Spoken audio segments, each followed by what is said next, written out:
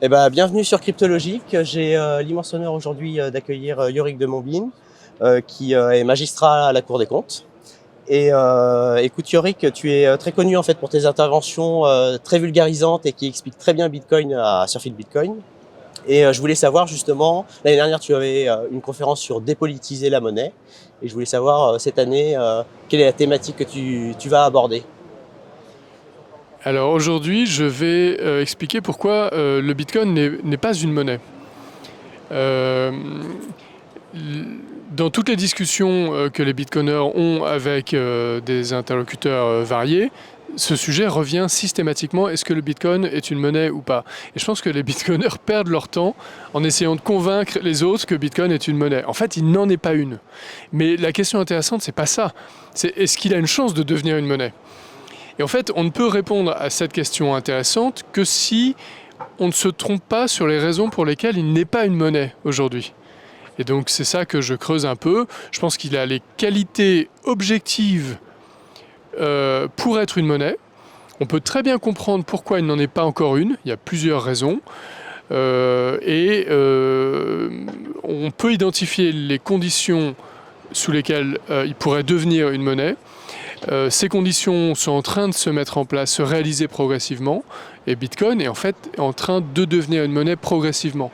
Et il est donc une monnaie en devenir, il n'est pas une monnaie. Qu'est-ce qui lui manquerait justement pour toi pour passer à ce stade de monnaie? Et alors s'il n'est pas une monnaie, comment le considères-tu? Alors je ne sais pas comment le considérer parce que c'est un animal tellement étrange. J'ai renoncé à le désigner. Mais pour qu'il devienne une monnaie, il faut que la volatilité diminue, ça c'est clair. Et ça, on peut se demander si elle va diminuer. C'est pas évident, mais ce qu'on voit, c'est que l'adoption progresse malgré cet inconvénient qui est réel, mais qui est logique, qui est compréhensible. Et donc, si l'adoption continue, la capitalisation de marché du Bitcoin dans les marchés financiers mondiaux va augmenter. Donc, le cours du Bitcoin sera moins vulnérable à des chocs de demande. Puisque son poids relatif sera plus grand. C'est-à-dire que si Bill Gates veut acheter des bitcoins aujourd'hui, il peut en acheter beaucoup, mais si le cours continue d'augmenter parce que l'adoption progresse, il pourra en acheter moins et donc il aura moins d'influence sur le cours. Et donc l'adoption du bitcoin se poursuit malgré l'inconvénient actuel. Donc si cette tendance se poursuit, progressivement, on peut espérer que la volatilité diminue. Bon, alors ça, c'est une condition sine qua non. Et puis, il y en a d'autres. Il faut que l'expérience utilisateur s'améliore. Elle a déjà pas mal progressé, mais on peut encore progresser d'un point de vue technique sur les modalités d'achat, de conservation, d'échange de Bitcoin pour que ça soit plus simple pour l'utilisateur de base. On peut espérer que les réglementations vont s'améliorer, que la fiscalité va s'améliorer. Il se peut aussi que ça aille dans le sens inverse. Que les États durcissent leur position contre Bitcoin. À ce moment-là, à mon avis, ils n'arriveront pas à stopper Bitcoin, à le tuer, mais ils pourront freiner son adoption. À ce moment-là, tant pis. Cette adoption, de toute manière, on voit qu'elle progresse malgré les réticences des États, et donc on peut penser que ça continuera. Voilà. On a justement, tu parlais de la volatilité, on a aujourd'hui beaucoup plus d'institutionnels qui rentrent justement dans Bitcoin. On a des très grosses entreprises comme MicroStrategy avec Michael Saylor qui investit. On parle de BlackRock avec des ETF et tout. Est-ce que c'est quelque chose qui justement aura vocation à diminuer cette volatilité et peut-être en faire effectivement quelque chose qui s'installe durablement dans le paysage, peut-être des valeurs refuges, peut-être plus que dans la monnaie et du coup peut-être ressembler peut-être plus à l'or qu'à une monnaie? Je ne sais pas très bien dans quel sens ça jouera. Ça dépend un peu de ce que ces entreprises font avec leur Bitcoin. Est-ce qu'elles font de la spéculation à court terme? Est-ce qu'elles hodlent à long terme? Si elles hodlent, elles restreignent l'offre sur le marché. Donc, elles contribuent à faire augmenter les cours. Donc, ça va dans le sens que je décrivais juste avant. On peut penser que c'est plutôt positif. Mais si de temps en temps elles ont des problèmes financiers graves et qu'elles doivent vendre beaucoup de bitcoin d'un seul coup, à ce moment-là elles font chuter les cours violemment, donc ça peut être quand même un facteur déstabilisant.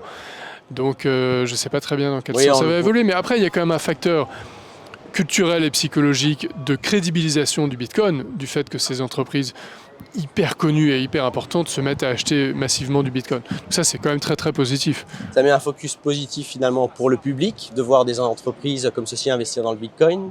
Ça peut être aussi un frein, puisque finalement ça peut sembler inaccessible pour le particulier et dans l'adoption.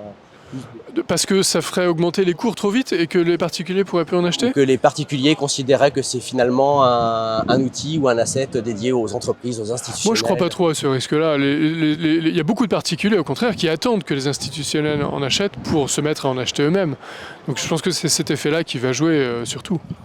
Est-ce que tu mesures justement au niveau de tes interventions à Surfing Bitcoin que ça, auprès du public que tu rencontres, ou à partir aussi, je pense, de la fréquentation de Surfing Bitcoin qui est passée au fur et à mesure des années. On était, je crois, à la deuxième édition, on était à 700 participants. Aujourd'hui, on est à plus de 2500 participants. Est-ce que tu penses que justement tes interventions, je dirais ta capacité aujourd'hui à vulgariser, à expliquer Bitcoin, a permis, en tout cas, tu le mesures auprès du public, tes interventions comme quelque chose de bénéfique? J'en sais rien. En tout cas, ce que j'aime bien dans ce genre de conférence, c'est qu'il y a toujours plein de manières d'expliquer, de présenter le Bitcoin. Chacun vient avec sa sensibilité, sa formation, son regard, sa manière de présenter les choses. Et tout ça est complémentaire. Et donc, c'est ce que viennent chercher les gens ici. Et moi, c'est ce que je trouve aussi en venant dans ce genre de conférence. Et toi, en tant que spectateur, aujourd'hui, à Surfing Bitcoin, est-ce qu'il y a des thématiques qui t'intéressent aujourd'hui dans les conférences qu'on va aborder à Surfing Bitcoin? On a la chance incroyable d'avoir des stars mondiales du Lightning Network ici. Il y a le co-auteur du white paper Lightning Network, Tadeusz Draja, qui est une sommité absolue, qui est là. Il y a des gens de Blockstream, il y a des gens d'A5, la pépite française spécialisée sur le Lightning Network.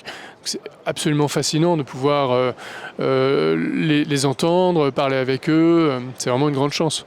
Et toi qui donc travailles à la Cour des comptes, par rapport à la sphère politique, à la sphère d'État, est-ce que justement tes interventions à Surfing Bitcoin, ou en tout cas tes travaux de vulgarisation et d'explication de Bitcoin, tu sens que dans ton entourage de travail, ça a fait évoluer un peu les pensées? Pas du tout.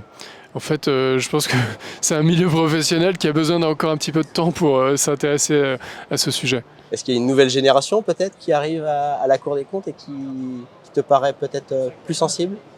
Peut-être, mais à ce moment-là, elle est plus prudente que moi, elle cache un peu plus son intérêt pour ces sujets. D'accord, écoute, je te remercie beaucoup Yorick. À très bientôt. Merci à toi. Merci.